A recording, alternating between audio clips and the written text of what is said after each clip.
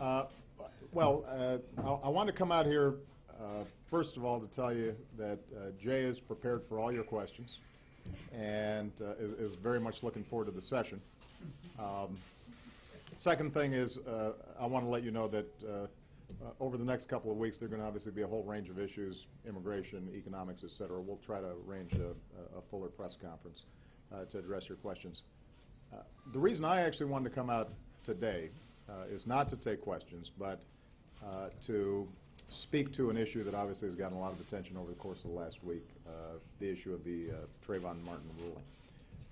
I gave a preliminary statement right after the ruling on Sunday, but watching the debate over the course of the last week, I thought it might be useful for me to expand on my thoughts a little bit. First of all, I want to make sure that once again I send my thoughts and prayers as well as Michelle's to the family of Trayvon Martin and to remark on the incredible grace and dignity with which they've dealt with the entire situation. I can only imagine what they're going through, and it's remarkable how they've handled it.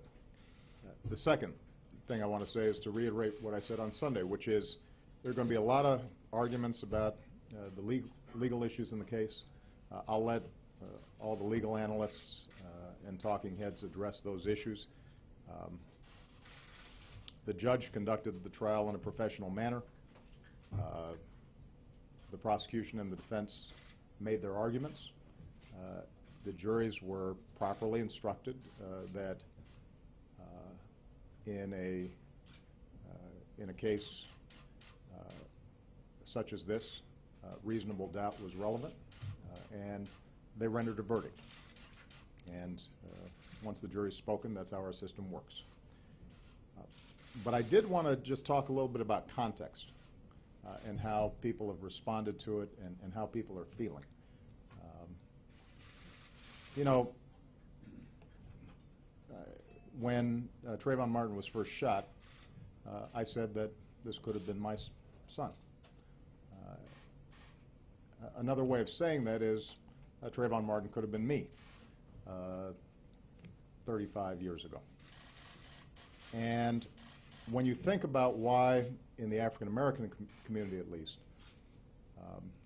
there's a lot of pain around what happened here, I think it's important to recognize that the African American community is looking at this issue through a set of experiences and a history that doesn't go away. There are very few African American men in this country who haven't had the experience of being followed when they were shopping in a department store. That includes me. There are very few African American men who haven't had the experience of walking across the street and hearing the locks click on the doors of cars. That happens to me, at least before I was a senator. There are very few African Americans who haven't had the experience of getting on an elevator and a woman clutching her purse nervously and holding her breath until she had a chance to get off. That happens often. And I don't want to exaggerate this, but those sets of experiences inform how the African American community interprets what happened one night in Florida. And it's inescapable for people to bring those experiences to bear. The African American community is also knowledgeable that there is a history of racial disparities in the application of our criminal laws. Everything from the death penalty to enforcement of our drug laws. And that ends up having an impact in terms of how people interpret the case. Now, this isn't to say that the African American community is naive about the fact that African American young men are disproportionately involved in the criminal justice system, that they're disproportionately both victims and perpetrators of violence. It's not to make excuses for that fact, although black folks do interpret the reasons for that in a historical context. They understand that some of the violence that takes place in poor black neighborhoods around the country is born out of a very violent past in this country, and that the poverty and dysfunction that we see in those communities can be traced to a very difficult history. And so the fact that sometimes that's unacknowledged adds to the frustration. And the fact that a lot of African American boys are painted with a broad brush, and the excuse is given, well, there are these statistics out there that show that African American boys are more violent. Using that as an excuse to then see sons treated differently causes pain. I think the African American community is also not naive in understanding that statistically, somebody like Trayvon Martin was probably statistically more likely to be shot by a peer than he was by somebody else. So folks understand the challenges that exist for African American boys. But they get frustrated, I think, if they feel that there's no context for it, and that context is being denied. And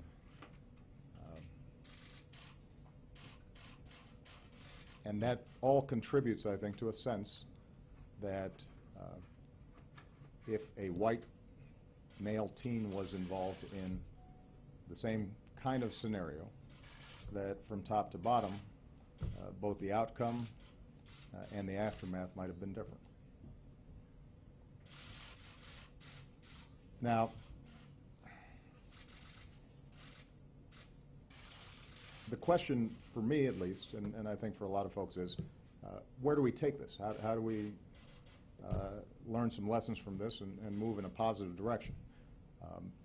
I think it's understandable that there have been demonstrations and vigils and protests, and some of that stuff is just going to have to work its way through as long as it remains nonviolent. If I see any violence, then I will remind folks that that dishonors what happened to Trayvon Martin and his family. But beyond protests or vigils, the question is, are there some concrete things that we might be able to do? I know that Eric Holder is reviewing what happened down there, but I think it's important for people to have some clear expectations here.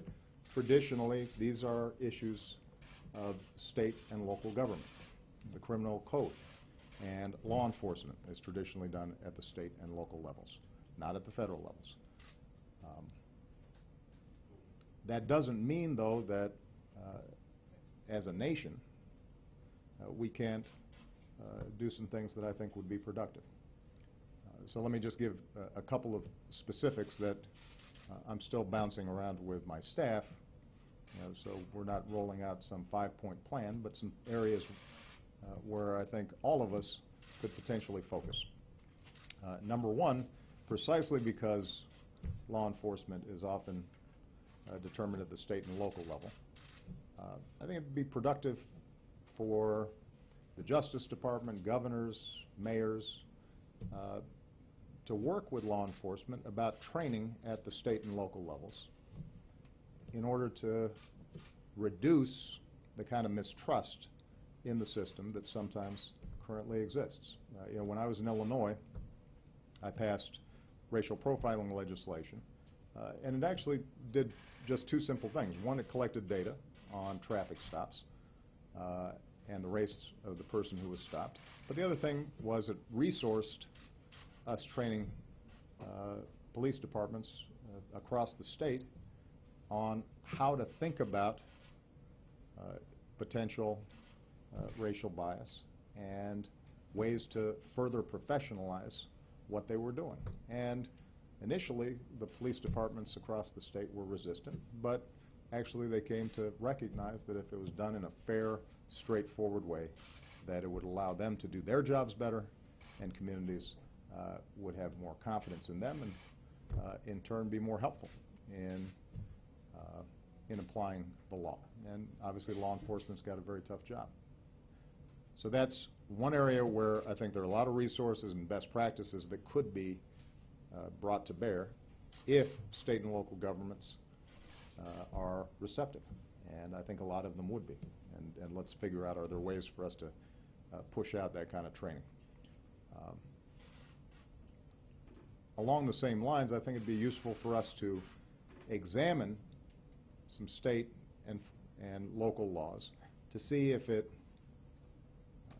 they are designed in such a way that they may encourage the kinds of altercations and confrontations and tragedies that we saw in the Florida case, rather than diffuse potential altercations. I know that there's been commentary about the fact that the stand your ground laws in Florida were not used as a defense in the case. On the other hand, if we're sending a message as a society in our communities that someone who is armed potentially has the right to use those firearms, even if there's a way for them to exit from a situation, is that really going to be contributing to the kind of peace and security and order that we'd like to see? And for those who resist that idea that we should think about something like these stand your ground laws, I just ask people to consider, if Trayvon Martin was of age and armed, could he have stood his ground on that sidewalk? And do we actually think that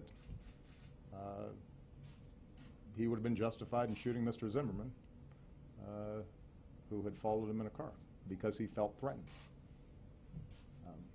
And if the answer to that question is at least ambiguous, then it seems to me that we might want to examine those kinds of laws. Number 3, and this is a long-term project. We need to spend some time in thinking about how do we bolster and reinforce our African American boys. And this is something that Michelle and I talk a lot about. There are a lot of kids out there who need help, who are getting a lot of negative reinforcement. And is there more that we can do to give them a sense that their country cares about them and values them and is willing to invest in them? I'm not naive about the prospects of some grand new federal program. I'm not sure that that's what we're talking about here, but I do recognize that as president I've got some convening power, and there are a lot of good programs that are being done across the country on this front. And for us to be able to gather together business leaders and local elected officials and clergy and celebrities and athletes and figure out how are we doing a better job helping young African American men feel that they're a full part of this society, and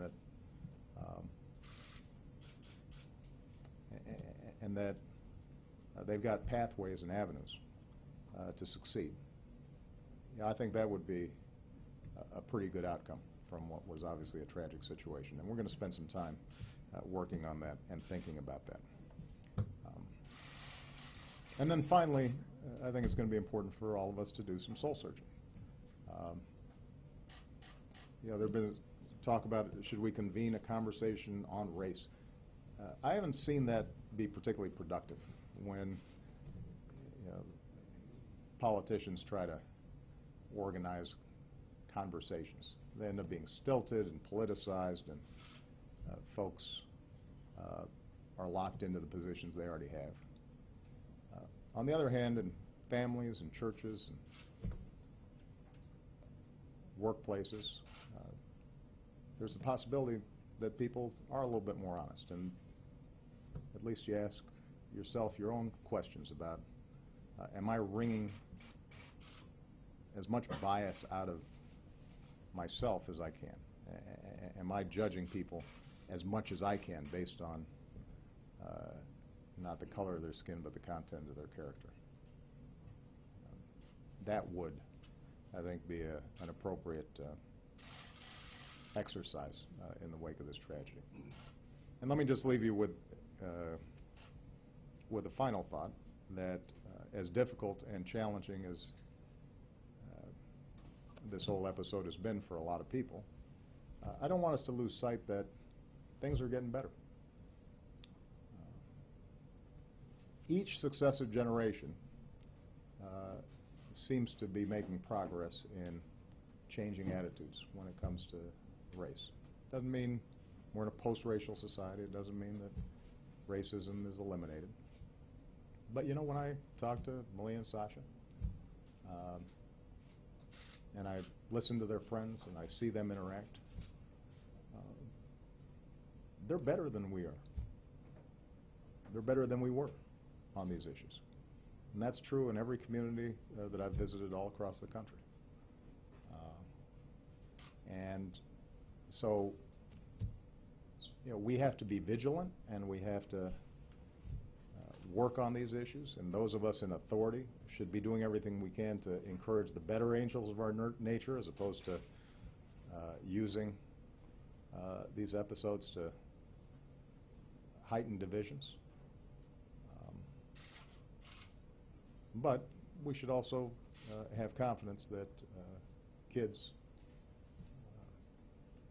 these days, I think, have more sense than we did back then, and certainly more than our parents did or our grandparents did, and that along this long, difficult journey,